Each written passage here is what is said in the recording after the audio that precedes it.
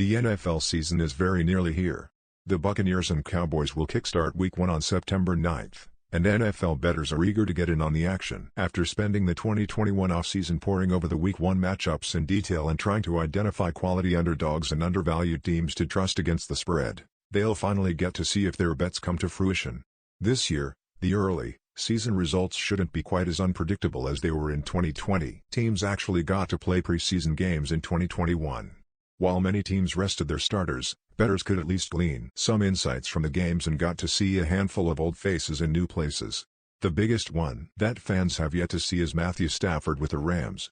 Bettors also got a preview of the rookie quarterbacks this year. As such, they won't be flying blind if they want to trust Trevor Lawrence or Zach Wilson in Week 1. They know what they're getting into.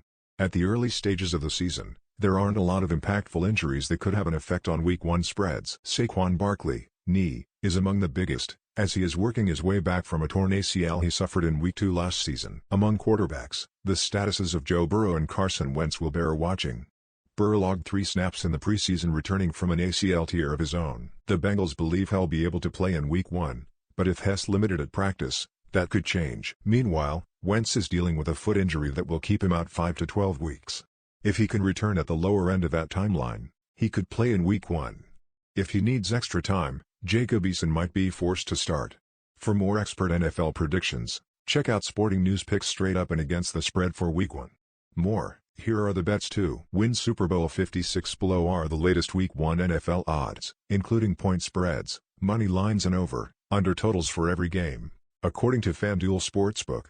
Last updated, Tuesday, August 31st. As of this writing, the 49ers are tied for the biggest Week 1 favorite with the Buccaneers. That said, San Francisco is the more appealing of the two and may be the most appealing team to take in Week 1. The 49ers were one of the best teams in the NFL during the 2019 season but regressed badly in 2020 due to countless injuries. They are now healthy and should have a chance to pick apart a lackluster Lions defense.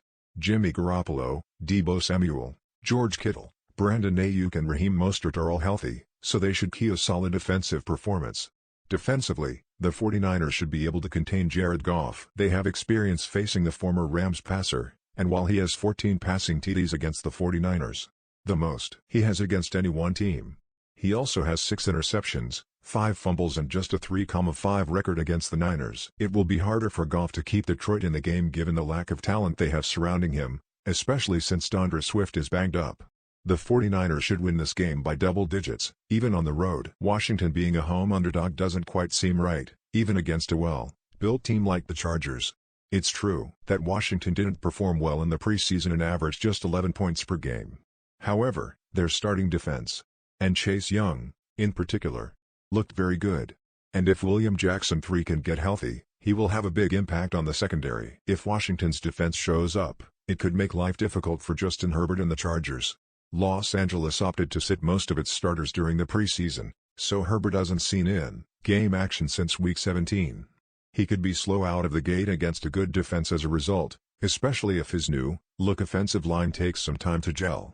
Add in that this will be Brandon Staley's first regular season game as an NFL head coach and Washington looks very appealing as an underdog. The Titans may have a strong offense, but their defense is still a work in progress. Their front seven should be better after adding Bud Dupree during the offseason, but their secondary is still a problem. Their top corners are Janoris Jenkins, rookie Caleb Farley and second-year player Christian Fulton, who had his share of issues in 2020. The Cardinals have the firepower needed to make that a problem for the Titans' defense, as their receivers can take advantage of the weakness at cornerback while Kyler Murray will be able to mitigate the Tennessee pass rush with his mobility. Their defense should be better after adding J.J. Watt and Zaven Collins to the fold, so they could win this one outright. Taking Arizona as 3-point underdogs seems like a no-brainer. After all, they nearly made the playoffs last year and probably would have if Murray hadn't been dinged up.